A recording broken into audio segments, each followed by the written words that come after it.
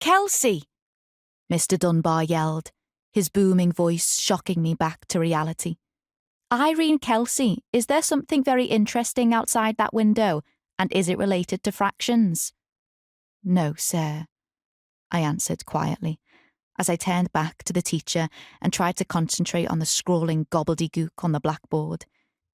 Anything was infinitely more interesting than maths, I thought, as my mind wandered again. I hated it and simply could not for the life of me see the point. When was I ever going to need to know about bloody Pythagoras, I thought. I enjoyed most other subjects and didn't mind learning as a rule. Perhaps it was just Mr. Dunbar that I didn't like. Regardless, I was a dreamer, and I much preferred being outside in the fresh air. Hence the lure of the windows when I was trapped inside a classroom.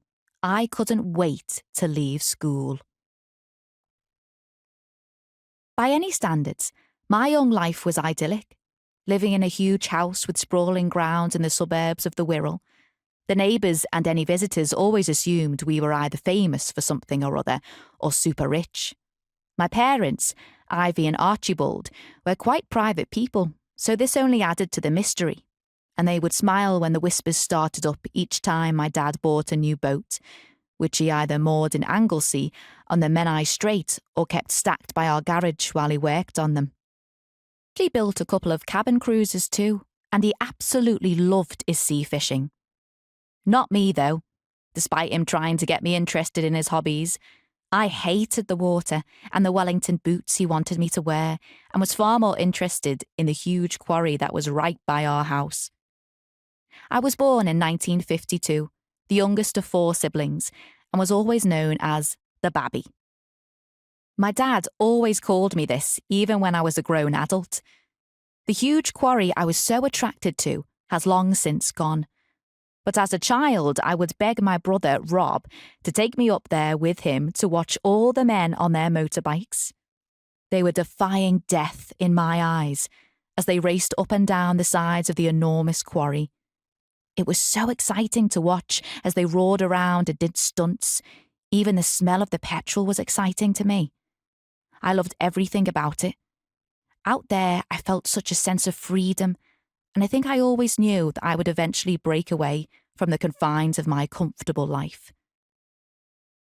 My dad was ex-military, and he liked things to be just so.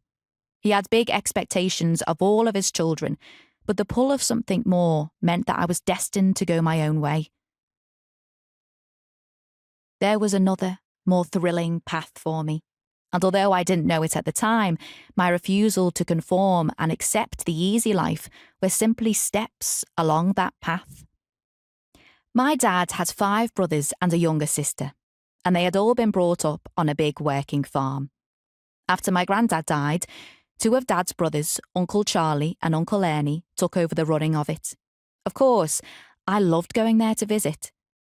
I played with the pigs as often as I could. There were geese too, and they would always end up chasing my brother Rod, which was hysterical. My Uncle Ernie, a gunsmith by trade, was known as an eccentric, but I just thought he was funny. He would tell stories about how he used to sell his guns to people from all over the world, the toffs, as my dad would say. Apparently, he once sold a gun to Sean Connery. I've never known if that was in fact true or just my uncle telling one of his tall tales, but it was a great story to tell. The guns were for clay pigeon shooting when the rich and famous went for days out in the country estates, and each gun was worth a small fortune.